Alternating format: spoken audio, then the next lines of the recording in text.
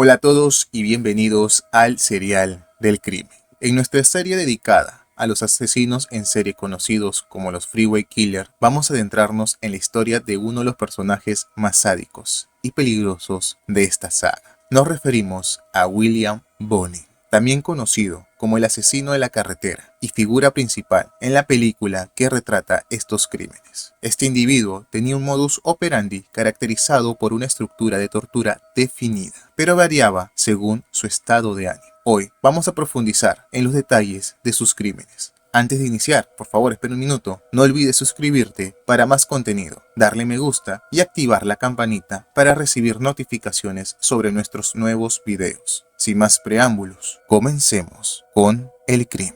Welcome to my party, we're just getting started. A life is a dream or a nightmare scarring. Hand me a drink cause I think I'm going. Bonin nació en Connecticut en enero de 1947, siendo el segundo de 3 hermanos. Su padre tenía problemas con el juego y el alcohol. Su madre, Alice, también bebía mucho y a menudo lo dejaba al cuidado de su abuelo, quien había estado en la cárcel por crímenes relacionados con menores. Bonin y sus hermanos fueron abandonados cuando eran niños y muchas veces los vecinos le daban comida.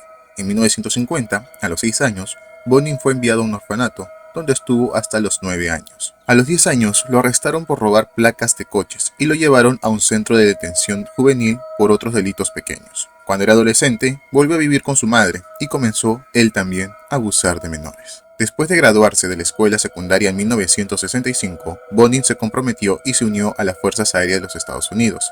Sirvió en la Guerra de Vietnam como artillero aéreo, pasando más de 700 horas en combate, lo que le valió una medalla por buena conducta. Durante su tiempo en Vietnam, Bonin arriesgó su vida para salvar a un compañero soldado bajo fuego enemigo, pero más tarde confesó haber abusado de otros compañeros soldados a punta de pistola. Fue dado de baja honorablemente en las Fuerzas Aéreas de los Estados Unidos en octubre de 1968 y regresó a Connecticut para vivir con su madre antes de mudarse a California. Aquí podemos ver a otro de los Freeway Killers que tuvo experiencia en la guerra de Vietnam. Parece que esta guerra dejó secuelas que en Estados Unidos luego tuvieron que afrontar. El 17 de noviembre de 1968, a la edad de 24 años, Bonin cometió un acto de abuso contra un joven. Más tarde, entre finales del 68 y principios del 69, secuestró y abusó de 4 jóvenes de entre 12 a 18 años de edad. En 1969 fue acusado también ahora de 5 cargos de secuestro y 4 cargos de abuso contra otros 5 jóvenes. Se declaró culpable de abuso, siendo condenado a permanecer en el Hospital Estatal de Atascadero como un paciente mental sujeto a tratamiento. En 1971 fue enviado a prisión y considerado no apto para recibir tratamiento adicional. Bonin fue puesto en libertad en mayo de 1974, después de que los médicos concluyeran que ya no representaba un peligro para los demás. Sin embargo, 16 meses después de su liberación, Bonin fue acusado de haber agredido nuevamente en un abuso bajo amenaza de pistola a un excursionista de solo 14 años, llamado David McVicker, y de intentar secuestrar a otra adolescente. Por estas acciones, nuevamente fue condenado en la estatal de hombres de San Luis Obispo. El 11 de octubre de 1978, Bonin salió de prisión después de cumplir una condena de solamente 18 meses. Tras ser liberado, se mudó a un complejo de apartamentos en Downey, California. Allí consiguió trabajo como camionero y empezó a salir con una joven, con quien solía salir los domingos, según contaban algunos conocidos. Poco después de haberse instalado en Downey, Bonin se interesó por un vecino de 43 años, llamado Everett Fraser. Asistía a las reuniones que se celebraban en su departamento, y a través de estos encuentros entabló una amistad con Vernon Batts, de 22 años, empleado de fábrica y animador de fiesta a tiempo parcial, así como con Gregory Milley, un joven de 19 años originario de Texas. Hasta acá parecía que la vida de Bonin estaba siendo de lo más normal. Tal vez el tiempo que estuvo en prisión logró cambiar. ¿Ustedes qué dicen? ¿Pudo cambiar o solamente fue el inicio de algo más? Bonin normalmente elegía como víctimas a jóvenes excursionistas, escolares y ocasionalmente a hombres que se prostituían. Las víctimas de entre 12 y 19 años fueron seducidas o forzadas a subir a su camioneta Chevrolet, donde las dominaba y los ataba de pies y manos con una combinación de esposas y alambres o cuerda. Recordemos que Bonin había sido militar, entonces al igual que Kraft tenía conocimiento de cómo poder reducir a una persona. Luego de esto, estas personas eran abusadas, torturadas y luego se les quitaba la vida en base a la asfixia, con sus propias camisas. Aunque algunas víctimas fueron apuñaladas o golpeadas, una de las víctimas, Darian Kendrick, fue obligado a beber ácido clorhídrico. Dos tenían picayelos clavados en los oídos y otra víctima, Mark Shelton, murió de shock. Por lo general las víctimas perdían la vida dentro del camión de Bonin y eran arrojadas a lo largo de varias carreteras del sur de California. En al menos 12 de sus crímenes, Bonin contó con la ayuda de uno o más de 4 cómplices. A diferencia de los dos Freeway Killers, en quienes no se pudo confirmar la participación de cómplices, en el caso de Bonin sí se logró confirmar y no solamente fue confirmado, sino que eran asiduos en realidad. El primer homicidio por el que arrestaron a Bonin fue el de un excursionista de 13 años, llamado Thomas Glenn Lutley. Thomas fue visto por última vez saliendo de la casa de sus padres en Reseda en la mañana del 28 de mayo de 1979. Su cuerpo fue encontrado esa misma tarde en Agoura. La autopsia reveló que Lutley había sufrido castración y traumatismo en la cara y la cabeza. Además, lo habían apuñalado y asfixiado hasta la muerte. En el secuestro de Lutley, Bonin contó con la ayuda de Vernon Batts, sospechoso de acompañar a Bonin en 8 de sus asesinatos más atribuidos. En el verano del 79, Bonin fue arrestado nuevamente, esta vez por abusar de una joven de 17 años, llamada Dana Point. Este abuso de su libertad condicional debería haber resultado en su regreso a prisión. Sin embargo, un error administrativo provocó su liberación. Evelyn Fraser recogió a Bonin de la cárcel del condado de Orange, donde estaba detenido. Fraser dijo más tarde que mientras conducía a Bonin a casa, Bonin le dijo: "Nadie va a testificar de nuevo, esto nunca me volverá a pasar". 2 meses después del asesinato de Thomas, el 4 de agosto de 1979, Bonin y Batts secuestraron a otro joven, esta vez en Westminster, de 17 años, llamado Mark Shelton, mientras caminaba desde un cine cerca de Beach Boulevard. Lo más extraño es que Westminster creo que estaba relacionado a otro de los Freeway Killers, pero sigamos escuchando la trama. Shelton fue abusado con varios objetos, provocando que su cuerpo entrara en estado de shock que resultó fatal para él. Posteriormente su cuerpo fue arrojado en San Bernardino. Al día siguiente, Bonin y Batts se encontraron con un estudiante alemán de 17 años, llamado Marcus Grabs, mientras caminaba por la autopista de la costa del Pacífico. A Grabs lo ataron con cables y lo llevaron a la casa de Bonin, donde lo golpearon y apuñalaron con un total de 77 veces antes de que su cuerpo fuera arrojado en la autopista de Malibu. El 27 de agosto, Bonin y Batts secuestraron a un joven de Hollywood de 15 años, llamado Donald Ray Hayden. Donald fue visto con vida por última vez caminando por la avenida Santa Mónica a la 1 de la madrugada. Su cuerpo fue encontrado esa misma mañana con un terraplén cercano a la carretera Ventura. El joven había sido apuñalado en el cuello y en las partes íntimas, asfixiado y golpeado en la cabeza. 2 semanas después del asesinato de Donald, el 9 de septiembre, Bonin y Batts se encontraron con un joven de 17 años, de la mirada, llamado David Murillo, que iba en bicicleta al cine. La pareja trajo a Murillo a la camioneta de Bonin, donde lo ataron, abusaron, golpearon y asfixiaron antes de que su cuerpo fuera abandonado a lo largo de la autopista 101. 8 días después, Robert Wirostek fue secuestrado mientras conducía en su bicicleta hacia su trabajo en una tienda de comestibles. El cuerpo fue encontrado el 19 de septiembre en la Interestatal número 10. No se conocen muertes de Bonin hasta el 1 de noviembre, cuando él y Batts secuestraron y mataron a un joven no identificado de unos 19 años. La víctima fue brutalmente golpeada y luego asfixiada hasta perder la vida, antes de que su cuerpo fuera arrojado al condado de Kern. Al día siguiente, Bonin, solo entre comillas, secuestró y asfixió a un joven de 17 años llamado Frank Dennis Fox. Su cuerpo fue encontrado 2 días después en una carretera a 5 millas de San Diego. 3 días después de la muerte de Fox, un joven de 15 años de Long Beach llamado John Kilpatrick desapareció después de salir de la casa de sus padres para socializar con sus amigos. Kilpatrick fue asfixiado antes de dejar su cuerpo en Rialto. El 1 de enero de 1980, Bonin brutalizó y asfixió a un joven de Rialto llamado Michael Francis McDonald. Su cuerpo vestido fue encontrado en el condado de San Bernardino 2 días después de su muerte, aunque su cuerpo no fue identificado hasta el 24 de marzo. El 3 de febrero, Gregory Milley ayudó a Bonin mientras conducía desde Downey a Hollywood donde se encontraron con un excursionista de 15 años llamado Charles Miranda, caminando por Santa Mónica Boulevard. Miranda fue obligado a entregar su billetera a Bonin antes de ser dominado, abusado con varios objetos y luego asfixiado con una plancha mientras Miley saltaba repetidamente sobre su pecho. Su cuerpo, sin vida, fue encontrado en una zanja. Más tarde, Bonin le sugirió a Miley: estoy emocionado, volvamos a hacerlo a otra persona.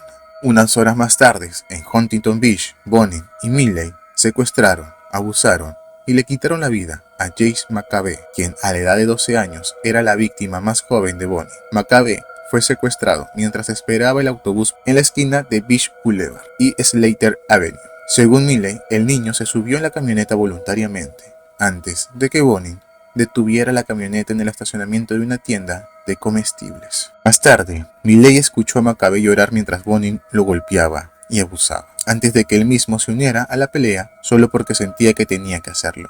Bonin asfixió a McCabe con su propia camisa.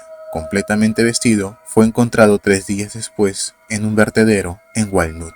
Aquí podemos ver en Bonin una brutalidad, incluso si me lo preguntas, más sádica que los otros dos Freeway Killer. Inclusive podríamos decir que Bonin parecía que después de esta guerra en Vietnam regresó mucho más agresivo. El trauma que se menciona de los veteranos de Vietnam es muy conocido en Estados Unidos. No estoy justificando el accionar de Bonin. Posiblemente Bonin, desde muy joven, ya tenía este tipo de pensamientos. Pero si tú le das un entrenamiento militar a una persona así, además le das un trauma mucho más fuerte, como lo fue en Vietnam, es solamente una bomba de tiempo que terminará explotando cuando vuelva a la vida normal, donde tal vez no se acostumbre. Después de una vida donde era quitar la vida para vivir, Bonin no volvió a quitarle la vida a una persona hasta el 14 de marzo, cuando secuestró y le quitó la vida a un joven de 18 años llamado Ronald Gatlin. Gatlin fue golpeado, dominado y al mismo tiempo le dieron con picahielos alrededor de las orejas y el cuello antes de ser asfixiado con una ligadura. Su cuerpo fue encontrado al día siguiente en la ciudad de Eduardo. Una semana después, el 21 de marzo, Bonin atrajo a un niño de 14 años llamado Glenn Berger.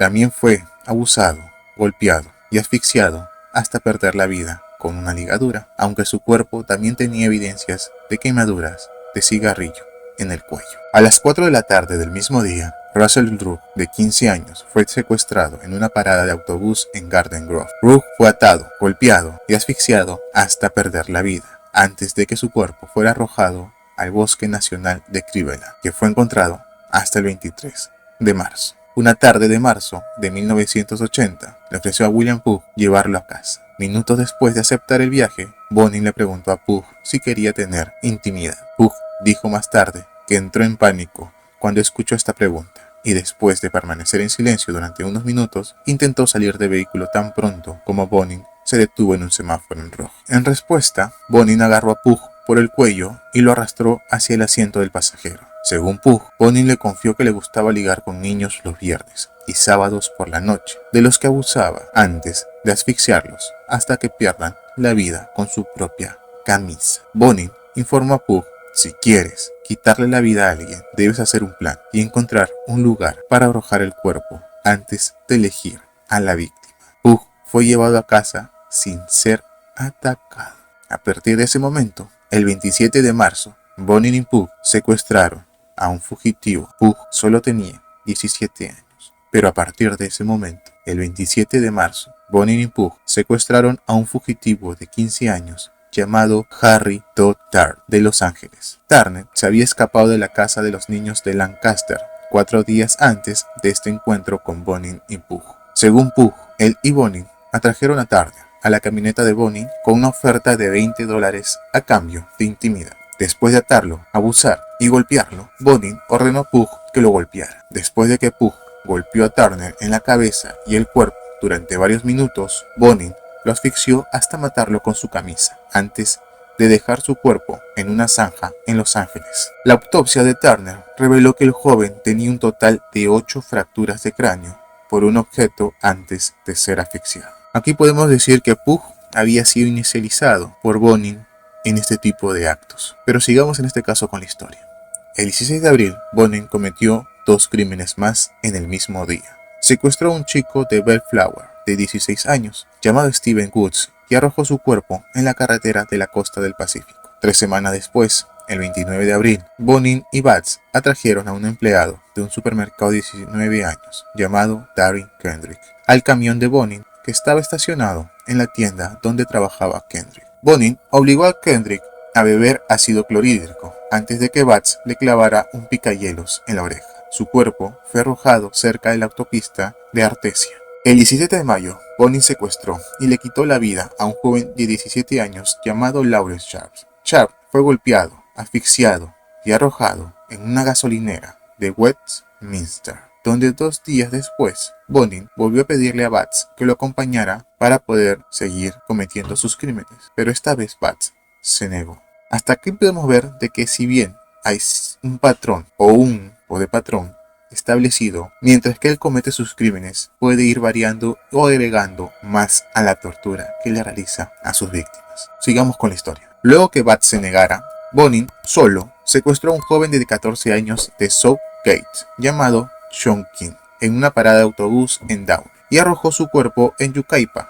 Bonin visitó a Batts 9 días después del crimen. Hacia Sean King, Bonin invitó a un vagabundo de 19 años llamado James Munro a vivir con él. Munro aceptó su oferta y luego describió la impresión inicial de Bonin como un buen hombre, realmente normal. Posteriormente, el joven aceptó la oferta de trabajar en repartos en Montebello, donde trabajaba Bonin. En primavera de 1980, los crímenes cometidos por el asesino de la carretera, como lo conocían en los medios, tuvieron bastante éxito.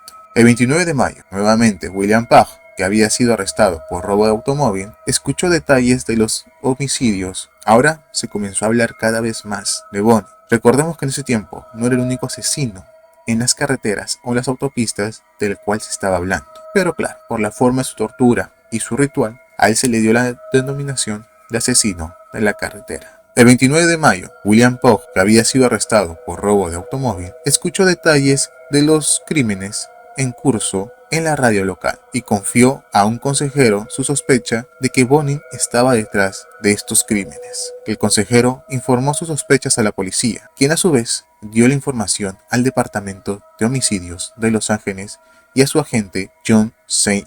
John. Después de escuchar lo que dijo el consejero, St. John entrevistó a Pugh y dedujo de la conversación que Bonin podría ser el asesino de la carretera. Una investigación sobre el pasado de Bonin reveló una serie de condenas por abuso a varios jóvenes. El detective St. John empezó a observar los movimientos de Bonin. La vigilancia comenzó el 2 de junio de 1980.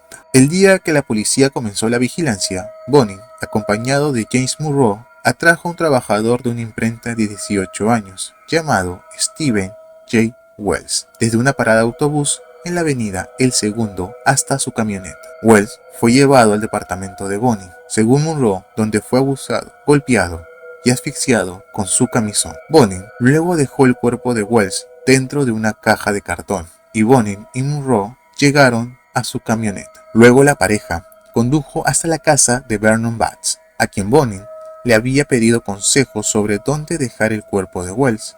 En el juicio de Bonin, Munro dijo que Batts respondió: prueba con una bomba de gas. Munro intentó además testificar que una vez que Bonin le mostró el cuerpo de Wells a Batts, le aconsejó que arrojara el cuerpo cerca de las montañas dentro de la hora pico.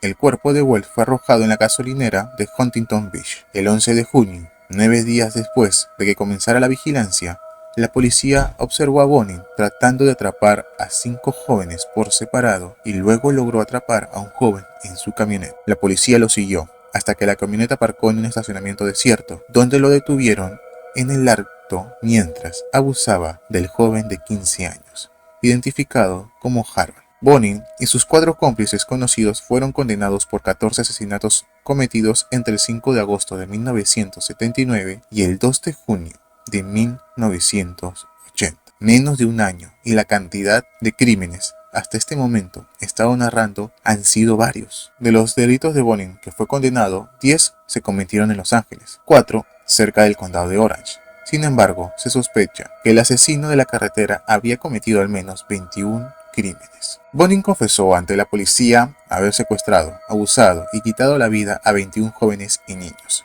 y nombró a Batts como su principal cómplice. La policía también sospechaba que Bonin era responsable de aproximadamente 15 homicidios más. Entre el 26 y 29 de julio, Bonin fue acusado de 16 crímenes que confesó y la fiscalía consideró que también tenían pruebas suficientes para condenarlo. No mostró ningún arrepentimiento y le dijo a un periodista que le preguntó qué haría todavía si estuviese libre. Él dijo: seguiría matando, no puedo dejar de matar, cada vez es más fácil. Basándose en la confesión de Bonin, la policía arrestó a Vernon Batts el 25 de julio y lo acusó de complicidad con Bonin en 5 de los crímenes. Posteriormente fue acusado de 4 crímenes más cometidos entre el 5 de agosto de 1979 y 29 de abril de 1980.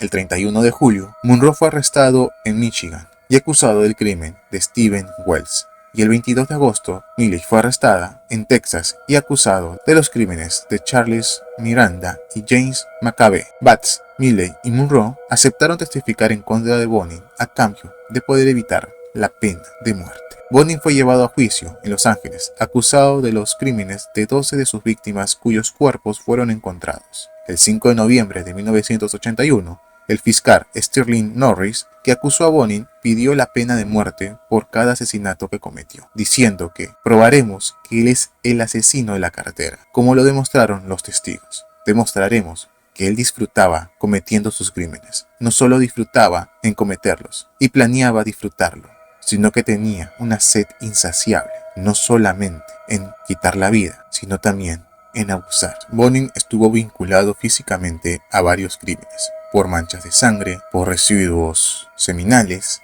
pelos y fibras de alfombras. La evidencia médica mostró que 6 de sus crímenes de los que acusó a Bonin se cometieron con el mismo método de asfixia que Norris anota como firma. Tanto Milley como Monroe testificaron contra Bonin en su juicio, describiendo físicamente los detalles de los crímenes que siguieron a Bonin. Monroe testificó que después de la muerte de Stephen Wells, él, Bonin y Batts fueron a McDonald's y compraron hamburguesas con dinero que habían sacado de la billetera de Wells. Mientras comían, Bonin se rió y alardeó: gracias, Steven, estés donde estés. Milley testificó sobre su participación en los crímenes de Miranda y McCabe, describiendo los detalles gráficos de cómo ambos jóvenes fueron golpeados y torturados con un hierro antes de perder la vida, y cómo escuchó varios huesos romperse cuando Bonin asfixió a uno de los jóvenes. En marzo de 1983, Bonin fue a la prisión del condado de Orange, acusado del crimen de 4 víctimas más que habían sido perpetrados entre noviembre de 1979 y abril de 1980. El 26 de agosto de 1983, Bonin fue acusado por estos 4 delitos. Bonin pasó un total de 14 años en el corredor de la muerte de California, esperando su ejecución en la cámara de gas. Mientras estaba en prisión, interpuso varios recursos contra su condena, pero todo fue en vano. Su último escrito fue en octubre de 1994, que fue rechazado el 28 de junio de 1995. En el 92, tras la ejecución de Robert Alton Harris, el estado de California optó por utilizar la inyección letal como método alternativo a la cámara de gas, calificando la cámara de gas de cruel y extraña para estas personas. William Bonin fue ejecutado el 23 de febrero de 1996, 16 años después de su arresto mediante inyección letal dentro de la cámara de gas de la prisión de San Quintín. Bonin fue la primera persona ejecutada mediante la inyección letal en la historia de California. En una entrevista de radio local, menos de 24 horas antes de su ejecución, cuando se le preguntó si tenía algo que decir a las familias de las víctimas, Bonin simplemente dijo: sienten que mi muerte les traerá paz, pero eso no será el caso. Lo descubrirá. A las 6 de la tarde del día de su ejecución, Bonin fue llevado de su celda a una celda del corredor de la muerte, donde pidió su última comida. Fueron 2 pizzas grandes, 3 tazones de helado y 3 paquetes de Coca-Cola. En su declaración final, cada hora antes de su ejecución, a medianoche, Bonin nuevamente no expresó ningún remordimiento por sus crímenes. Tenía 49 años en el momento de su ejecución. Podríamos decir que, a diferencia de sus otros compañeros, que en realidad no se conocían, pero al tener tantas similitudes,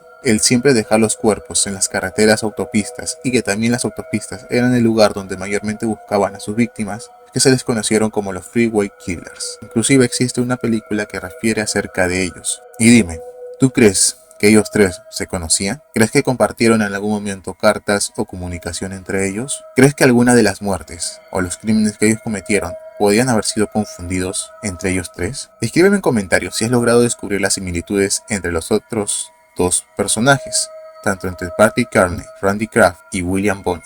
También escríbeme en comentarios si tú crees que alguno de sus crímenes pudieron haber sido confundidos entre ellos tres. Y escríbeme si es que te gustaría escuchar la historia de algún otro tipo de asesino serial o caso criminal que hayas escuchado. No olvides suscribirte, darle clic al pulgar arriba y a la campanita para que este canal siga progresando y seguir publicando videos. Welcome to my party, we're just getting started. A life is a dream or a